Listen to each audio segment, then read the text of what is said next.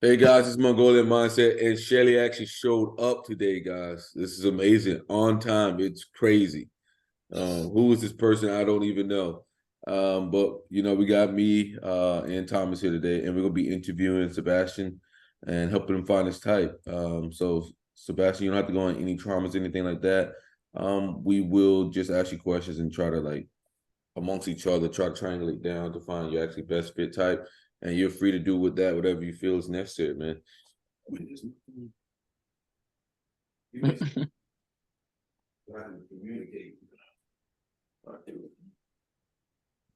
All righty, man. So can you introduce yourself?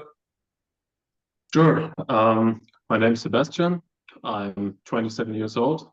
I'm from Bavaria, Germany. I am self-employed.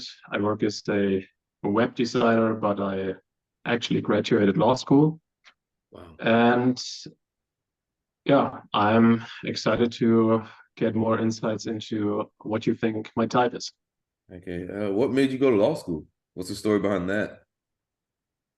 Um, Back at school, I sucked at almost every subject, to be honest. I was bad at mathematics. Languages were quite good. So I just needed a solution, and I thought, okay, um, uh, law is often about problem solving. I am good at problem solving. So this is why I decided to go to law school. How do you like it so far? It was good. It's you're giving lawsuits and you have to solve them, and this was like the good part, like that you can get deeper into a system. But the job of a lawyer, I just wasn't interested into that because it's this you either win or you lose approach. Like there's no measure for the quality of your work, or you can get like deeper into something or break something down into its pieces. Mhm. That's awesome. So how'd you get into typology? Just like in general.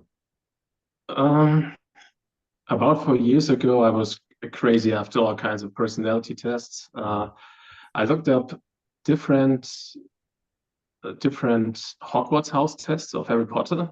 And I was even into very weird stuff like what's your Pokemon type, for example. I know it sounds crazy, but anyway. And I just randomly came across something called the MBTI. And yeah, 4 years later, I'm still not really sure about my type. hmm Okay, awesome. Where do you see yourself in the next 10 years? Um, I struggle to nail it down. Like I often think about my future, but it's more about being consistent. Like I don't have those specific goals such as I want to have kids or make this or that much amount of money. It's more about like maintaining healthy relationships or being consistently good at work, like placing many different seeds and let them steadily watch growing. Because I think there are just too many options. Like there are always things that can happen. You can't foresee them. So I think it's to me it's almost impossible to set specific goals and more about a steady and consistent process. hmm Okay. So what do you like if you were on a team, what position you think you would play? Like some people would play the leader, some people would be advisor, some people would be support. What do you think is like your best asset? Like what like if you were to put money on it, like this, money on the line, or the team's success Um, on the line, what position you think so you're part of? I always help teams to succeed with my sense of duty. Like I've always been someone who is very careful. I'm detail oriented. I provide good quality. Um, I always reply fast. Like my communication with other people is good. Um, sure, that also has to do with the cultural background. We Germans, we just are like that, and you're taught that at law school. But a lot of people I work with, they are more like on the spontaneous side. They don't have like when they say they call you tomorrow, they will call you in 3 weeks. And when I say I call someone tomorrow, I call the person tomorrow. So I make sure that deadlines are met. Um, but I'm also someone I'm good at finding pragmatic solutions. Like when there's a problem, I look at it and I break it down into its pieces and find a solution. Mhm. Awesome. Just to think about your best day, what was like if you had to think about your best day, wherever it was, whenever it was, what does that look like for you?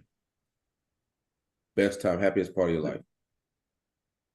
Are you referring to a past scenario, or can this be like Anytime. something made up It could be made up anytime? if you like. I mean, one thing that comes into my mind right away really is a past event that was like 6 years ago. My best friend from college and me, we often, learned our business vocabulary. We grabbed some beers and then went to college and studied, had a good time together, just chatting about the world, having some beers. And yeah, we were also studying a bit. Like this was, this has gone more into the background. It was more about the fun. There are many great moments in my life, but this is the first one that comes into my mind. Mm-hmm. It was just a very happy moment. Everything was right there. Mm-hmm. Do you think like as you got outside of college, things have got a lot more boring or whatnot? Complicated. I don't like to show that on the outside, but deep down inside, I'm a very anxious person. I'm always worried about money, about my health. Um, I'm actually in a financially very good situation, but I always like I have these moments where I make up these scenarios in my head that I soon won't be able to, let's say, pay my taxes. Back at college, it just didn't matter. You lived month by month, sometimes only from day to day. Mm-hmm. Yeah. I mean, a lot of people like when you go back, college is like one of the best times of a lot of people's life, especially for guys, because it's the time where it's kind of like bros just get together, they figure out how to take the test, and you party on the other days, and you show up for the test, you pass or fail, and keep going. Um, I mean, I've never failed a test, to be honest, but I think I've missed many opportunities. Um, I don't have any siblings. I'm like the typical spoiled single child. So my parents, they always paid for everything in college. Not something I'm proud of, but it just was like that. And if I had started to work earlier, I could have had more savings now, even more savings, because I'm already someone who doesn't like to spend that much money. mhm, yeah. So, what's something that stresses you out? Um, Something that stresses me out.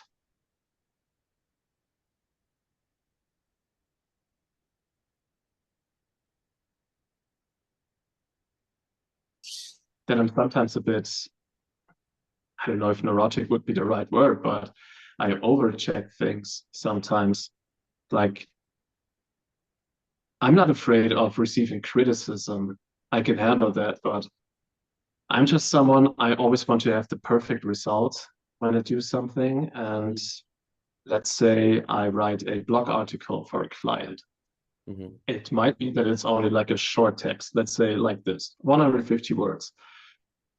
It might be that I end up rereading it all over again. And it sometimes takes me like 30 minutes to check a text like this because I'm so freaked out about making it as good as possible. But deep down inside, I also feel like a lot of pressure because it's like I want to finish it now, but I somehow can't. And this puts up even more pressure and it really stresses me sometimes. Mm-hmm. So do you think you have like an inner critic inside of yourself that kind of makes sure that whatever you do, you provide quality or the best or perfect? Absolutely, man. It's like I'm extremely perfectionistic. I have my one-man band project, and Mm-hmm. whenever I record a bass line, it doesn't matter if it sounds right because I'm also about like making the technical approaches with my fingers correctly. And I always rewrite the bass line to make it even better. I like to challenge myself because I want to grow in that process. Um, and it's very hard sometimes because you always find something to criticize you for. Mm-hmm. Like a good example is this little piece of woodworking that I have here. It's actually, I mean, it's done. Looks good actually, but there are so many things, like little details that I've still missed on.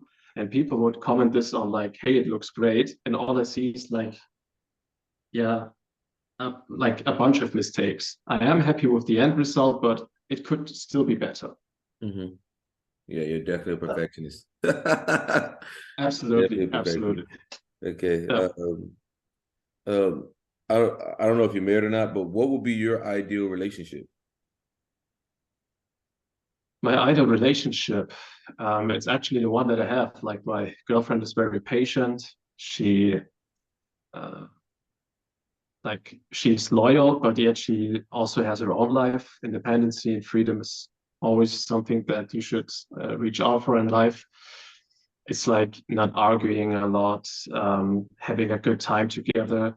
I don't care about shared values, to be honest. As long as you get along together, it's like some kind of a feeling you just have. So it's not like I can say this or that is the perfect relationship, because sometimes things seem to be perfect and then it turned out to be absolutely horrible. Mm-hmm. You got anything you want to ask? How comfortable are you in social situations with people you don't know? Uncomfortable.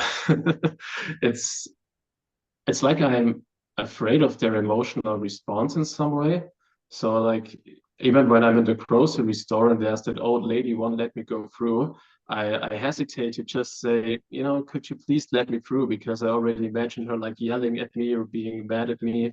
This is why I rather trying to avoid that. And in general, I'm not someone who approaches people. Maybe when I see my advantages, like um, cooperating with a potential business partner, for example. But when it's just a random person, a stranger, like I always I make my move around because I don't want to approach that situation.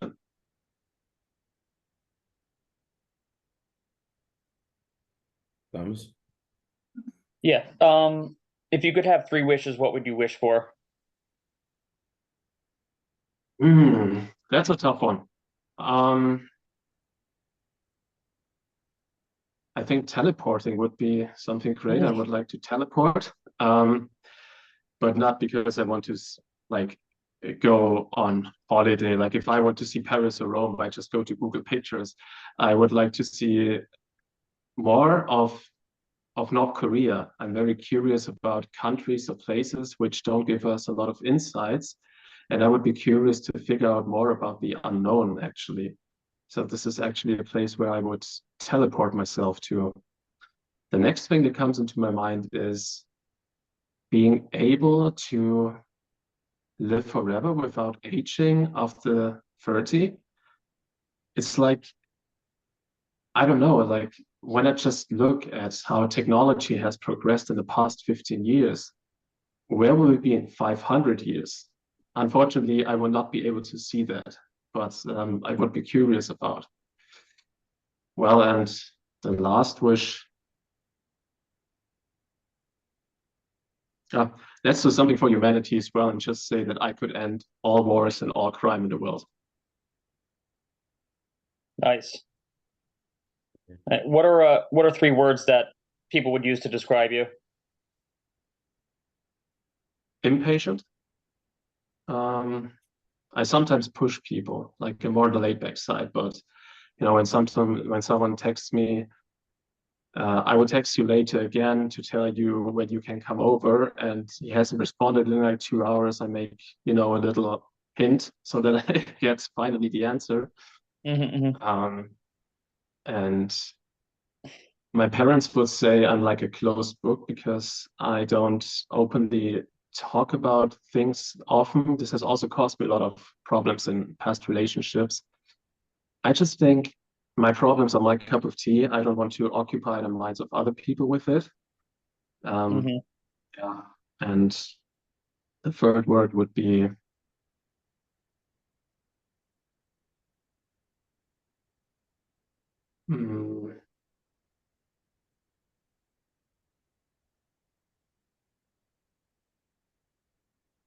maybe anxious, actually, because I think my friends can detect it when I'm hit with a new situation, like driving in a place you've never been before, and I lose it. Like, yeah, it's like losing control of the situation. Gotcha. I'm just curious. You said that being a closed book has like hurt your relationships. Can you say like give an example of how it's hurt your relationships? When I don't talk about what's going on in my mind, I don't talk anymore. It's I constantly walk around staring, and my ex-girlfriend saw that and she was like, "You have to finally open up and talk to me." And I was like, "I'd rather keep that private." So Yeah. it just makes you talk less. It makes you go distant, and therefore hurts your relationships. Mm-hmm. Yeah, I can see that. What do you think is like something you do that sabotages you the most? Overthinking, like really picturing the worst case scenario in all kinds of situations. Mhm. Yeah. Um, let's see. If you could have any job in the world, no restrictions, what would it be? And why do you think you'd be good at that job? Hmm.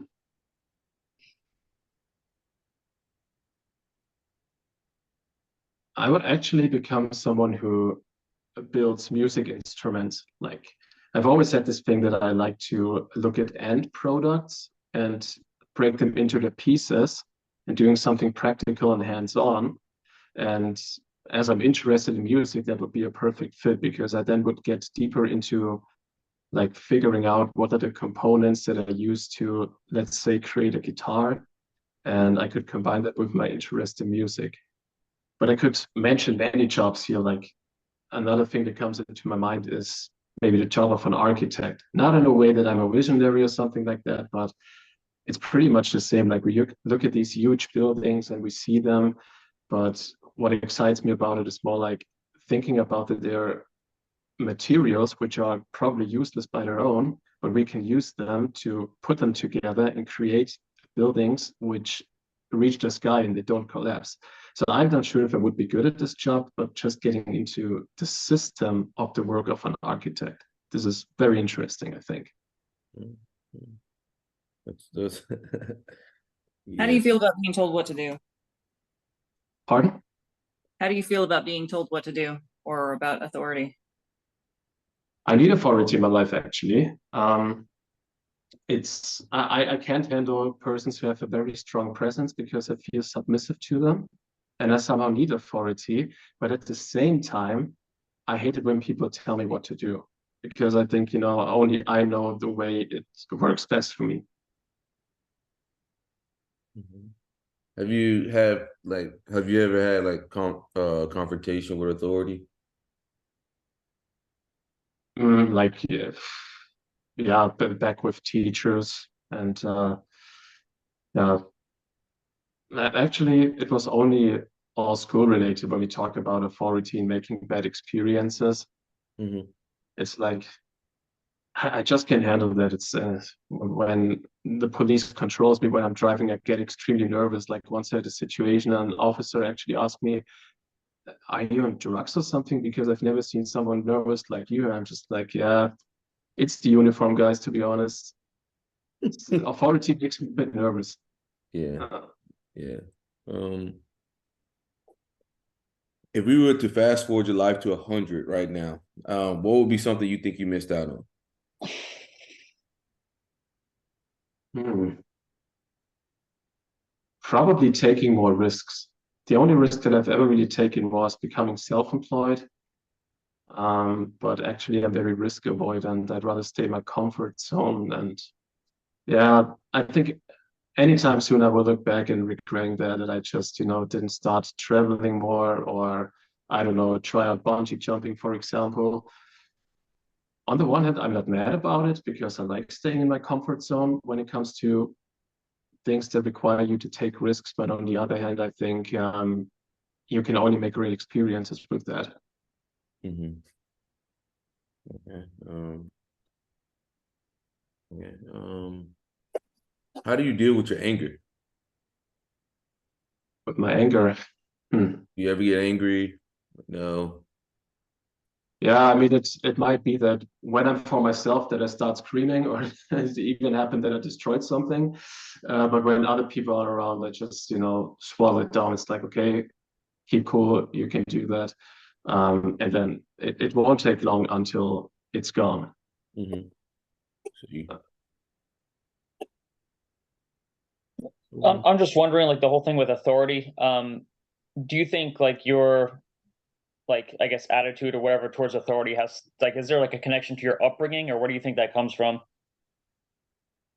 I have a very outspoken, extroverted mother, but it's not like I was treated bad or something like that. Like she is just a very in charge, control person. She likes to, to really take situations, and she's the type of person she uh, approaches strangers very directly, which is something I don't do, and I think Mm-hmm. it's probably related to it. But also because I've made horrible experiences with teachers. Really? Yeah, it's like, and not many teachers had trust in me. It was like I was at elementary school from 2002 to 2006, and things like ADHD weren't really discussed back then. It was more like, yeah, okay, that's his problem. And whenever I had a bad grade, it was like, he's just a class clown, he's someone who brings down the average grade, and that just, and this could have had a lasting impact. Mm-hmm. Yeah. What Gotcha. What do you think is a skill that you have that most people don't have? Mm,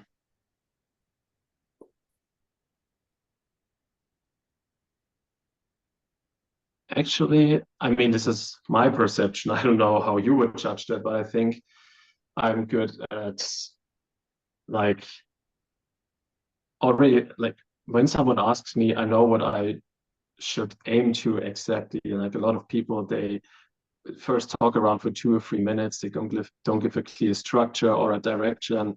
And I've been told that I'm actually a very direct person. Again, I can judge that. It's like when I start talking about advantages of something, I make the introduction of the free advantages of, and then I just go further. And I've been told that I have a very structured approach. In general, I'm a structured person. Mm-hmm. But I'm also very practical. Like I look at like how, as I already mentioned, I'm very solution oriented. I want to figure things out, um, and I can come to conclusions quick. Like I observe things, and I, just know how to handle the situation. How do you know what someone says is true? When a person is able to give me real life examples, that is something I often look for, but also studies. But it really depends on the study if it's like put into context.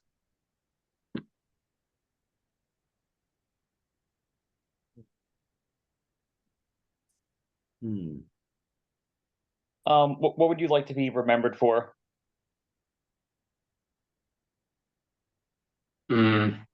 That I was a resourceful person, educated, skilled, loyal, hopefully being a good father. Yeah. Mm-hmm.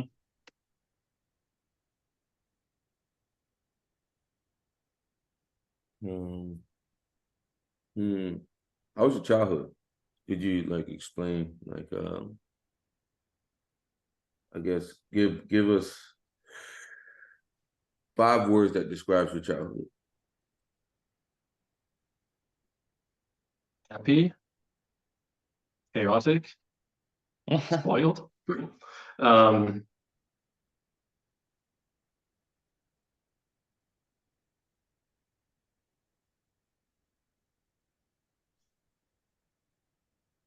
would also mention the word experience, and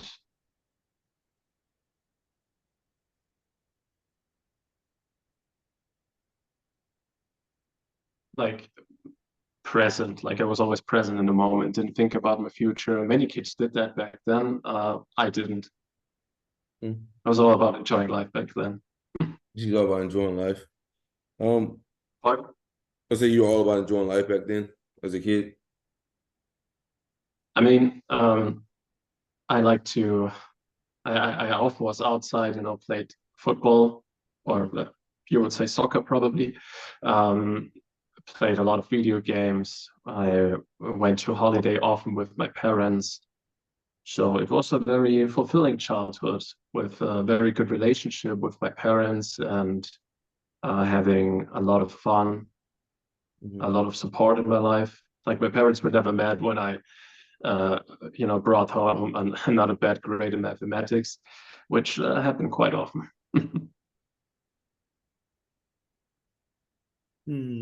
Um, what do you think is a skill that everybody should learn?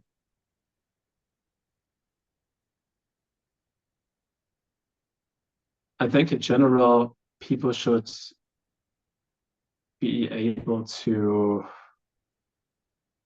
like, being able to fix practical issues, I would say, or being able to become more hands-on. Like, I find it very alarming that some people in my age don't even know how to cook pasta or how to fix the simplest problems with the car, for example. This is something my father has taught me from a very early age, and it's like I try to acquire as many skills as possible, no matter if it's like in web design or video editing, cooking. And I think this is something a lot of people should try out more. Like we have, some people out there that make their 7-figure incomes as medical doctors or lawyers, but then they're completely overwhelmed when they have to build up a piece of furniture, for example. Mm-hmm. Don't you got anything? Sure. Yeah. What kind of qualities do you look for in other people? That I can trust them, that they leave the impression that they're going to stab me in the back. That they're also not caught up in their emotions in a way that they always freak out easily, that they're more like on the pragmatic side, but also that they communicate openly and well, that they're not like people that I always have to make the first step towards, so that they also bring something in return.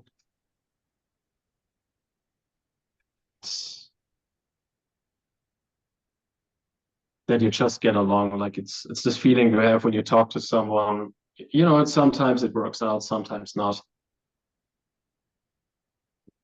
Gotcha. Would you say that have you been betrayed by people, or is that just more like a worry that you have? I mean, I've had experiences with betrayal, but not related to me, more related to family members. I'm not going deeper into that. Yeah, I gotcha. So yeah, I've seen some things regarding that topic. So this is why I'm probably more lean towards loyalty people, not getting betrayed in life. Gotcha.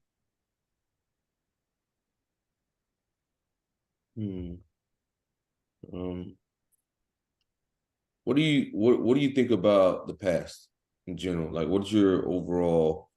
How do you view the past?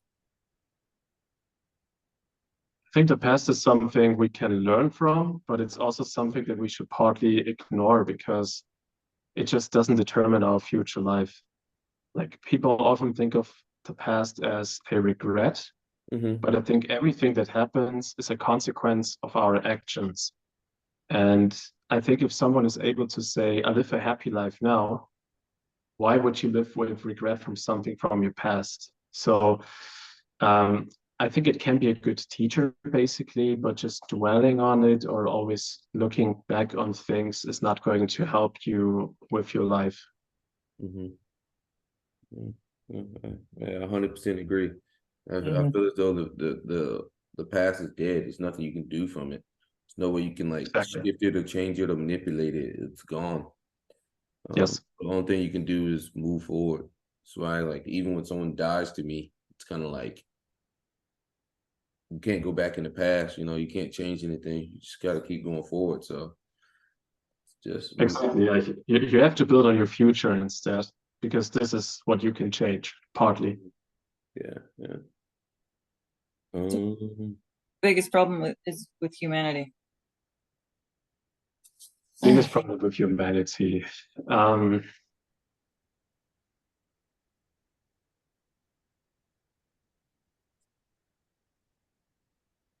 I mean, the first thing that comes into my mind is that we have a huge problem with addictions these days. No matter, I'm not only referring to stuff like alcohol, like when I see what's going on with social media. Of course, it's a good thing when we talk about business related things or when it comes to connecting with people, but so many people are just addicted to get the dopamine spike, grabbing your phone right away in the morning, swiping on Tinder, scrolling through Facebook. I see a lot of potential for humanity to completely destroying itself with it, even from a social perspective. Sure, social media is a great way to connect with people. Without digitization, social media, we wouldn't be here. But I think there are also many downsides, like people who already struggle with social situations, they will have even harder time with it in the future. Yeah. Great response, man. Okay. Thomas, how you feeling, man? Jelly? Yeah, I feel pretty good. Feel pretty good.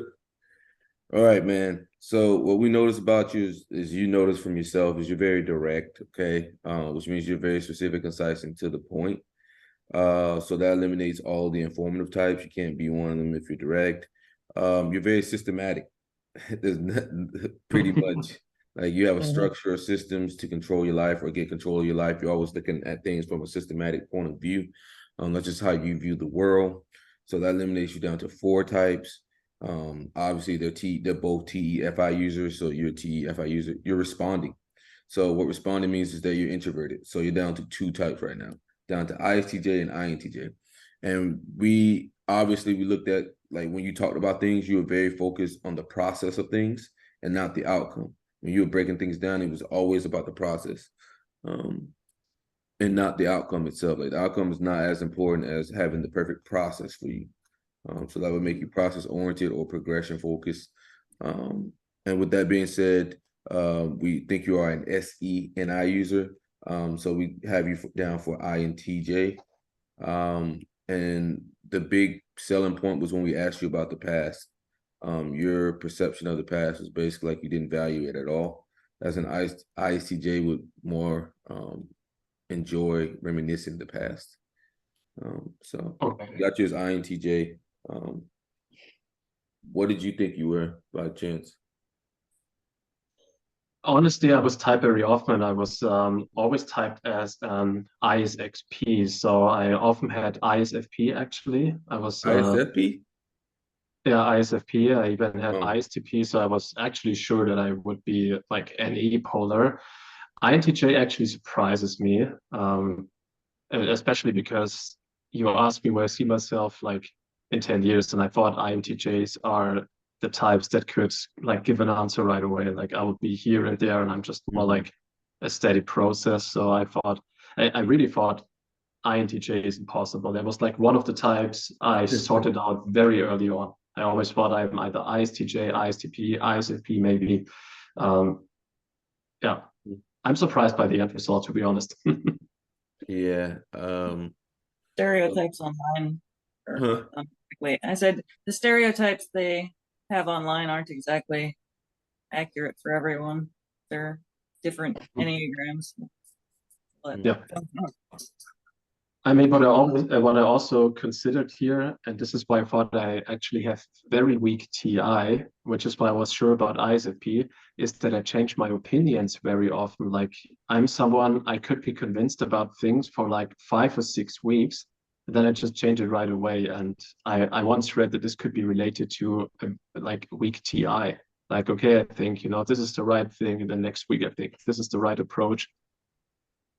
I don't know about that. For me, I just feel like whatever the current data out or supports is kind of practically where I'm gonna go with it.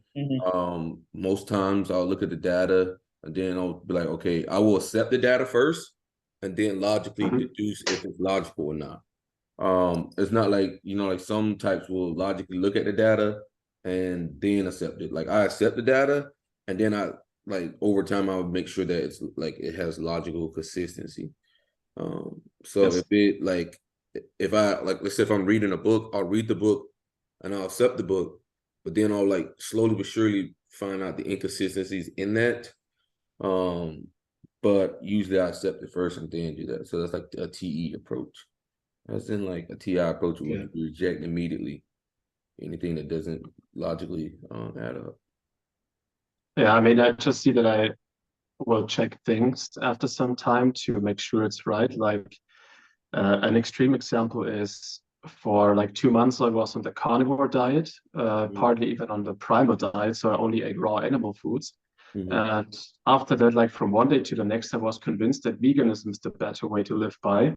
And I think it was after watching a YouTube video, just to quit that 3 weeks later, because I then was convinced, okay, maybe some middle ground is the best way. And I thought this is more of like an emotional response to things, which is why, and that is one reason why I sorted out a thinking type for myself. So this could be more of a feeler thing. No. So what you're doing is you're going through things and trying to figure out the best way or the best diet. Yeah, That's do a you want to systematic answer? approach. So Okay. and that's a very systematic approach. Because you're looking at the best diet. You're trying to figure out the best diet. You're not like just doing it. It has a purpose. Okay. Looking at the best way of doing something is a systematic approach. So like a systematic person would be looking at the best way to chew food, or the best way to do something, or the best way to take, like that's a more of a systematic approach. Okay, so it is more a systematic thing. Like non-systematic people will look at things and say, this is the ultimate truth, and I'm fine with that. Well, they're just not looking at things from like a best way. Like that's not their aim, There's two types. There's systematic and interest types. Interest types are kind of looking at the win-win of things. It's kind of like what's in the interest of them at the particular time. Their focus isn't not on the systems of things. It's more of like the interest behind things, and like they're more into like people oriented and whatnot. They kind of know what like people are getting out of a situation of that thing. Like they're not more likely like, okay, what's the best way to do dating? Okay, what's the best way to do that? They're not looking at that. They're more some kind of like kind of shifting as they need to. Like, okay, yeah, I think it's actually a very good system you use for typing people, because it's like it gives you better insights. Always for T is all about efficiency, and I can be very chaotic. Like planning this will be the steps 1, 2, 3, 4, and then I end up starting with 3, going over to 1, and then 4. I like always thought this is more a sign of weak T, which is also why I thought I could be ISFP.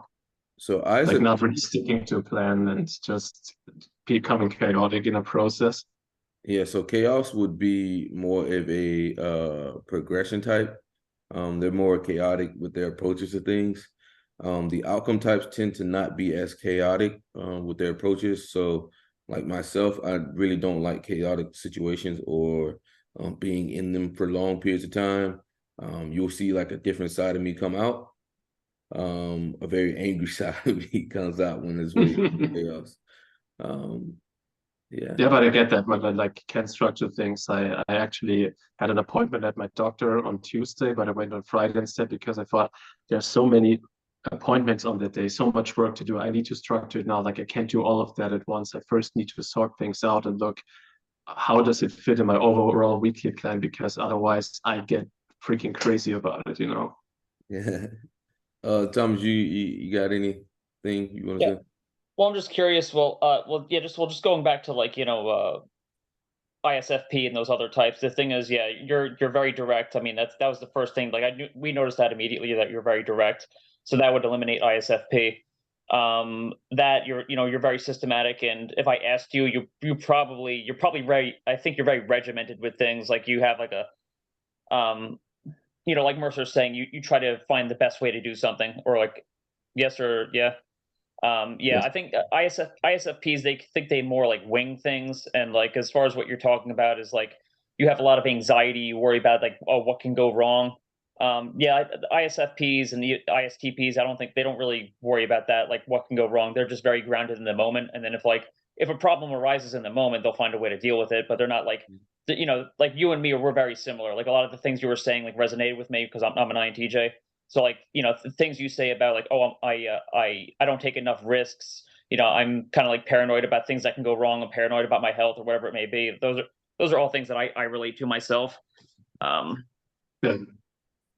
But as far as you saying like not being able to look like into your future, you just, I don't know, maybe you're just not in a spot where maybe you're not really doing what you really want to do. Because I think if you were like doing what you really want to do, you'd be able to project down the road better. I'm kind of speculating, but that being said, I'm sure you're probably looking ahead most of it, like quite a bit, like oh, what am I going to be doing in a few days, or what am I going to be doing in a few weeks, etc., etc.